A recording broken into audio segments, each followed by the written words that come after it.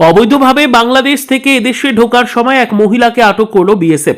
গ্রেপ্তার করে বসিরহাট আদালতে পাঠালো স্বরূপনগর থানার পুলিশ। পুলিশ সূত্রে জানা যায়, গতকাল সন্ধ্যের পর অবৈধভাবে বাংলাদেশ সীমানা পেরিয়ে এদেশে ঢোকার সময় তারালি সীমান্ত এলাকায় কর্তব্যরত বিএসএফ এর জওয়ানরা ওই মহিলাকে আটক করে জিজ্ঞাসাবাদের পর তাকে স্বরূপনগর থানার পুলিশের হাতে তুলে দিলে পুলিশ তাকে গ্রেপ্তার করে। পুলিশ সূত্রে জানা যায়, তার নাম লক্ষ্মী বাইন, বাড়ি বাংলাদেশের দিনাজপুর জেলায়।